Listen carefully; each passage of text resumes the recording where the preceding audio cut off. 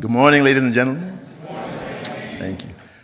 I think it's very poignant that the downstream is actually in this event for the first time as a keynote speaker. I think you're all scared of aviation fuel and whether you're going to get back home or something. Jokes aside, one of the things we've been talking about with Angel all this while is while we talk about drill, baby, drill, I keep reminding everybody that nobody puts a barrel of crude oil into anything to go anywhere. You have to refine it and add value to it.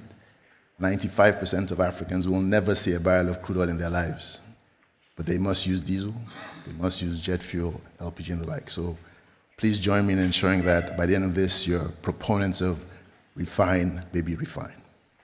I will stand on existing protocols like my big brother, Dr. Philip, because I'm even worse than him, if you can imagine. But I would like to start by thanking NJ, the African Energy Chamber, for inviting ARDA here at this critical time in our energy future. Ladies and gentlemen, excellencies, it's a privilege for me to address you today on the topic that is not only critical to Africa's energy future, but central to its broader economic transformation, making African refineries investable. As the Executive Secretary of the African Refiners and Distributors Association, ARDA, I speak on behalf of an organization that represents over 80 members across the continent, and include national oil companies, regulators, private sector players across the downstream value chain. Our mission is clear: to provide a unified voice for Africa's downstream and to promote investment and strengthen energy security across the continent. So what's our current reality? We've all heard our supply chains are very vulnerable.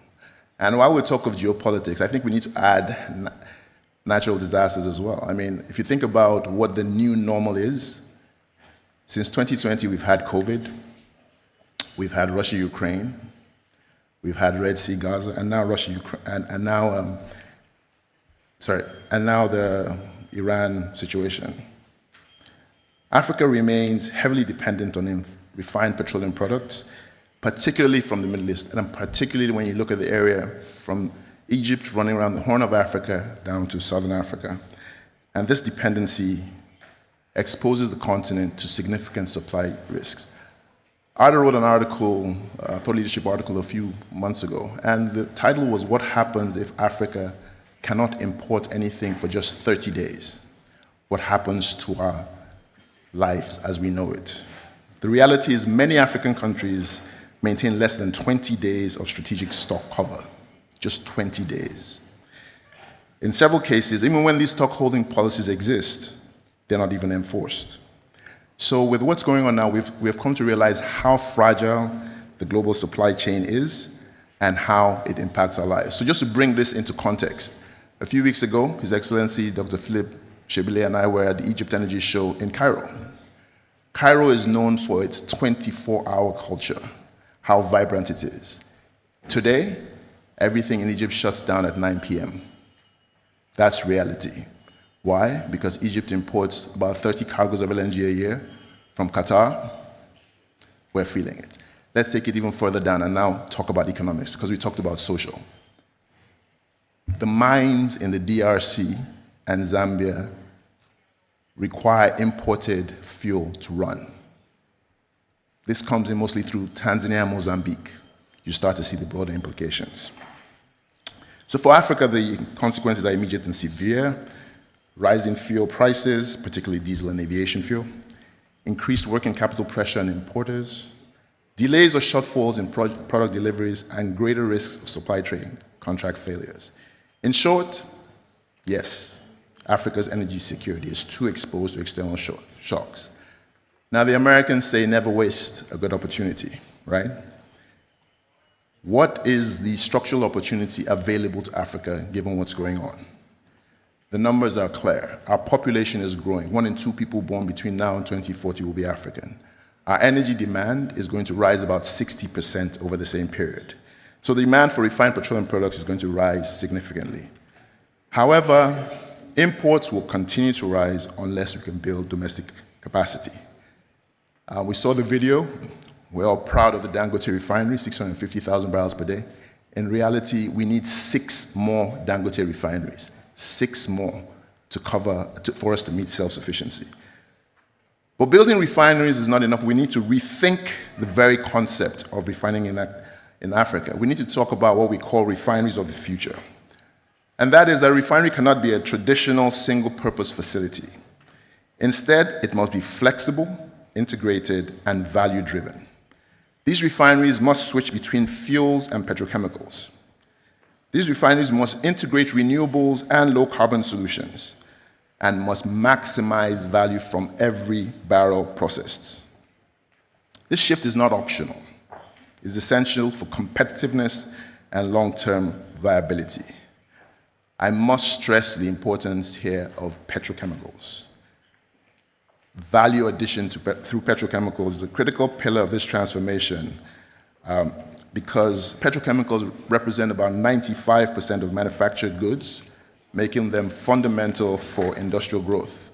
Everything is a petrochemical, whether it is building materials and even down to the nail polish that a lot of ladies here are wearing. This is all petrochemicals, and we import 95% of it. Africa has strong advantages here. We have large and growing populations, abundant natural gas resources, and we have expanding manufacturing demand. We've seen some success stories. In Egypt, met with EChem, doing some amazing things. And in Nigeria, I used to sit on the board of the Indorama Element Petrochemicals Company, which, since it was bought by Indorama in 2006, has grown to be the second largest producer of polyolefins on the continent. Developing petrochemicals alongside refining creates higher margins, diversified revenue streams, and stronger industrial linkages. We must also look at refining in the context of new emerging opportunities.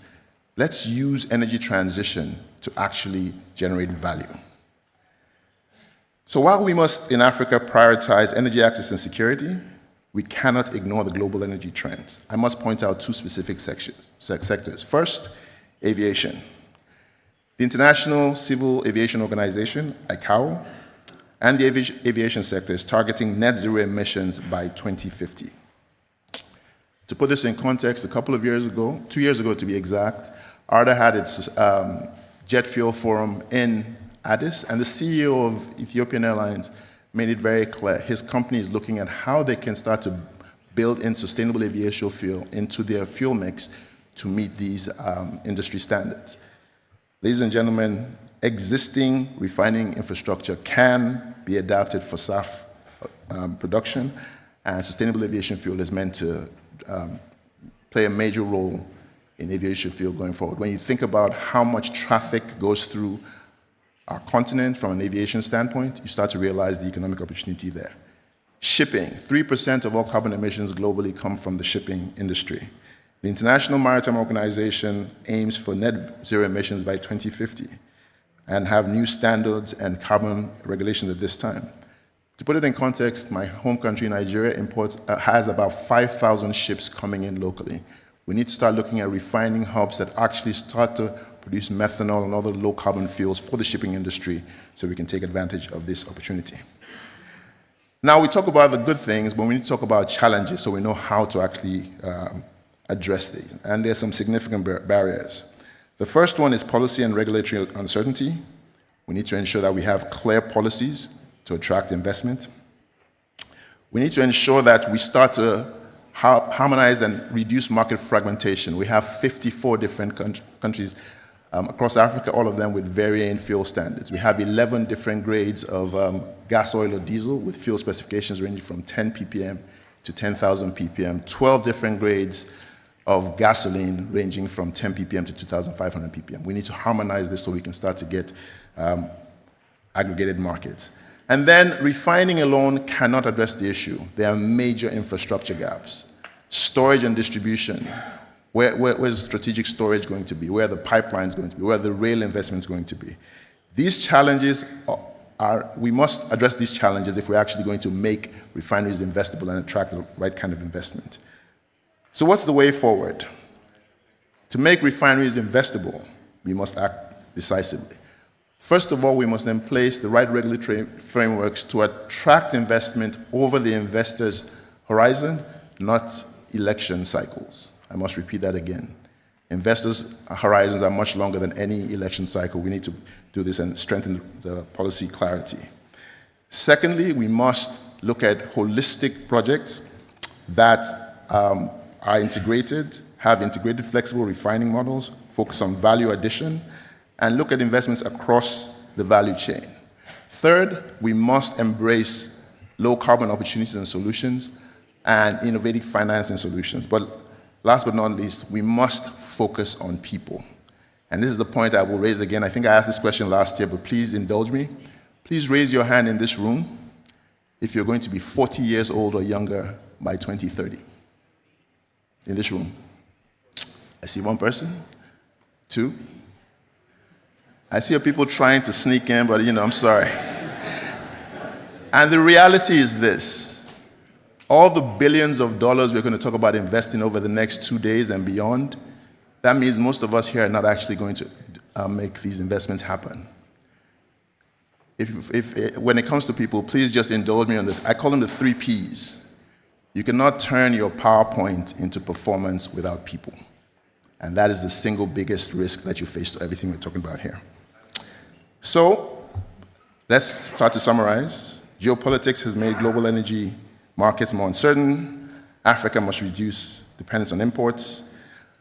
But it's an opportunity for us. We have 6 more Dangote refineries to build, but we must build them with integrated, flexible refining models that focus on petrochemicals and look at the economic opportunities of low-carbon fuels.